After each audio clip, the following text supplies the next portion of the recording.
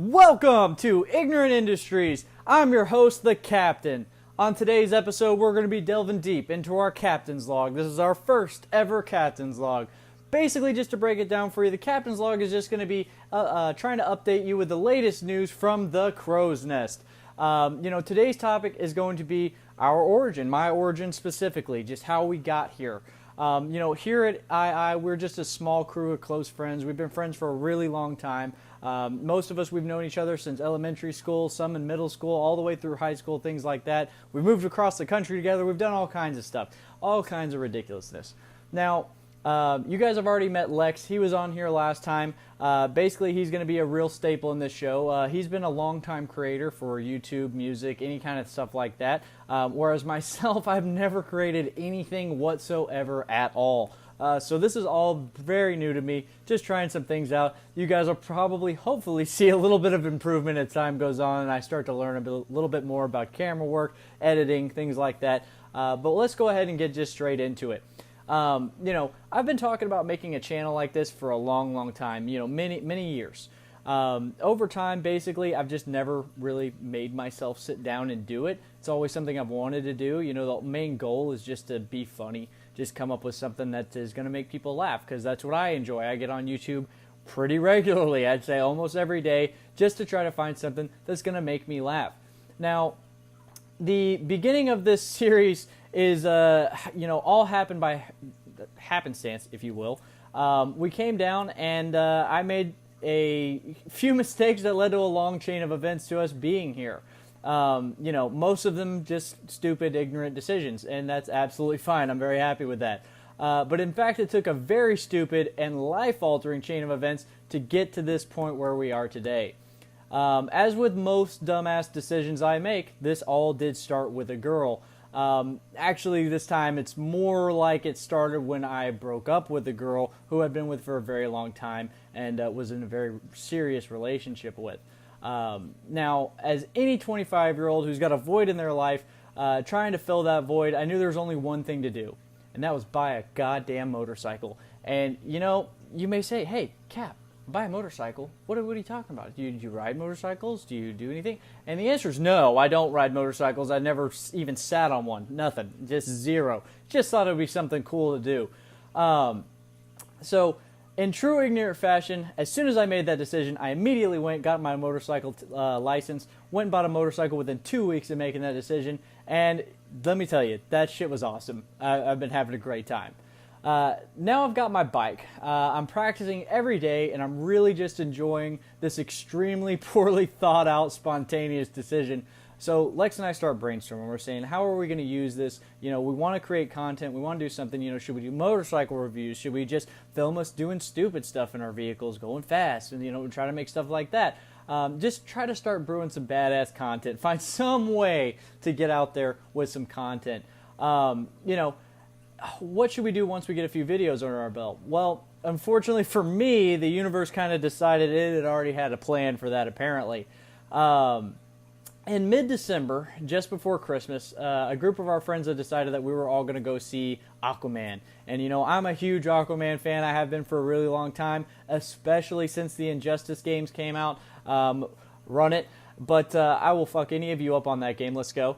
And, it's just been a lot of fun. It's something that I've always wanted to see. And everybody always talks shit about Aquaman, but I'm still saying, king of the world. If you own 75% of the planet, you're king.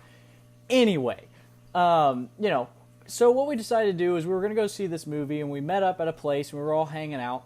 And once we got done there, we decided, hey, you know what, we're going to run back by my apartment. I'm going to drop my bike off, and then we're going to go out and see this movie. Well, long story short, being the person I am, I've got all my friends together there, I've decided, you know what, I'm getting pretty good at this bike thing. Let me go ahead and show off a couple of the cool little things I learned. So now I'm showing off a little bit. I am allegedly not following the traffic laws as I should. Now, that being said, the only thing I'm really doing is speeding. That's, allegedly. But basically, I'm going down the road, and, I see a red light, and I'm like, oh, dang, I got to slow down, I got to stop. So I start to slow down, And fortunately for me, the light just switches to green, just like that. So I see the green light, I let off the brake, hit the gas, and take off. Unbeknownst to me, there was a car coming down the perpendicular road there, making a right-hand turn into the lane that I was actually traveling down. Now, that being said, it's not like the guy ran a red light or anything. You can absolutely take a turn on right. He probably just didn't see me. So as he comes out, I hit the brakes. I'm trying to slow down, and to be perfectly honest, if I had been driving a bit more defensively, probably could have stopped the bike, but I'm going quite fast. So as I'm going down the road, he pulls out in front of me. Then I hit the brakes. I start to fishtail a little bit, and next thing you know, boom, wake up in the back of an ambulance. Now, the fault here is mine. I should have been driving more defensively, obeying the traffic laws, such as the speed limit. I probably would have been able to just pump the brakes and avoid the whole thing if I had done so. But in my true ignorant fashion, I hadn't been prepared for the worst. Now, in all fairness, I don't have any recollection of a collision. I don't remember losing control of the bike, and I certainly have no memory of the crash itself. So once I came to in the ambulance, I was still quite out of it and evidently refused all medical treatment. Now, it wouldn't be until later that I learned that the first responders had only been notified of the crash because of an app that I had on my phone. That app is called the Life 360 app. This app actually detected my crash and immediately notified first responders to my exact location and the time of the accident. Now, I owe my life to many things, but without the Life 360 app, who knows what sort of outcome my friends and family would be dealing with. Next, Lex actually showed up and saved my ass by running back to my place and picking up a copy of my insurance card, which I had forgot to have on me at the time. Gave that to the police. They were all happy. Everybody got to go from there. I hobbled my way over to the car. We hopped in the car, went back to my place. Now, my apartment is on the second story, so as we head up the second story, that's when Lex starts to realize there's a problem. He's having to actually physically help me up the stairs. I'm having a lot of trouble walking. I did walk away from the ambulance, but I'm having a lot of trouble walking to get up the stairs. So once he realizes something's wrong, he contacts my family. They come pick me up and rush me to the hospital. They do a lot of scans, x-rays, MRIs, all that stuff, see what's going on, and that's when they realize that I have actually destroyed my right foot. I have just basically crushed all of the bones that connect your ankle to your foot. So I was in quite a bit of pain. I was not having a good time, to be perfectly honest. Now, after a couple weeks of excruciating pain, I was finally able to have the surgery that would repair the severe damage I had received, but I would be unable to put any weight on it for 3 months at least. Now, as miserable as that is, it was finally the swift kick in the ass I needed to force me to stop for a while and finally commit to making this channel. I guess life works in mysterious ways, if you will. Now, with all that being said, I would like to give a shout out to the riding gear that helped save my life, I would say. Who knows where I would be if I didn't have it, and I certainly wouldn't have dealt with such, even though it's a major issue and major surgery had to be done, it could have been a hell of a lot worse. So first thing I'd like to do is shout out to the Icon Armada. This is the helmet that I was wearing during the accident. May not look bad from this angle, but you can clearly see quite on this side.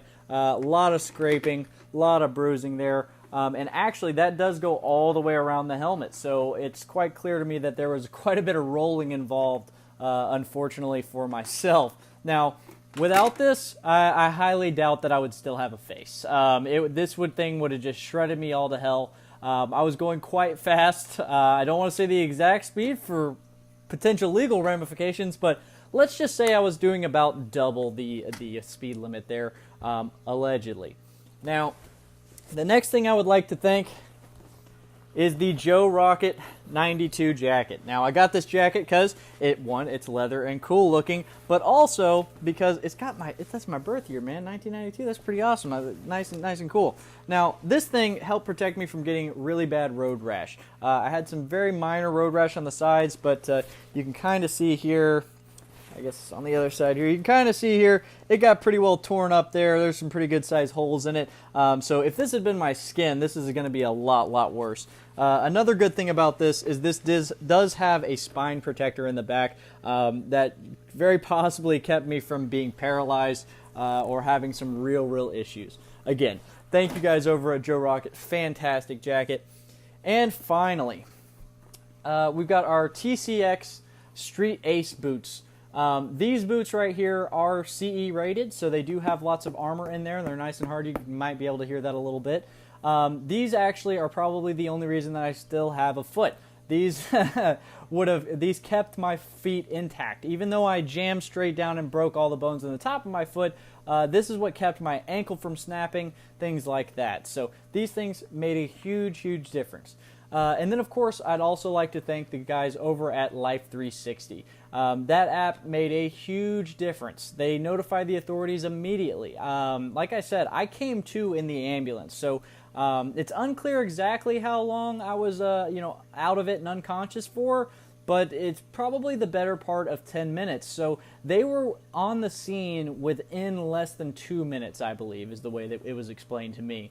And then finally, shout out to our local EMTs and police for making sure that my ignorant ass is still here. I do owe you guys everything. I owe you guys my life. You guys have been absolutely fantastic. Without my friends, without you guys, and without this gear, we're not here. We're not making this channel. So it's been a real life-changing experience. And, I've still got a long way to go, still got a lot of recovery to do. It's going to be quite a while before I'm back on my feet and working again, just because my job, I am on my feet all day. So this is going to be something that's going to take a long time to recover from. I'd just like to say thank you guys for watching. Thanks for joining in. We're going to be posting more content here soon. We're going to have a lot of fun stuff for you. We're going to try to be as silly as we possibly can and just try to spread smiles and laughs.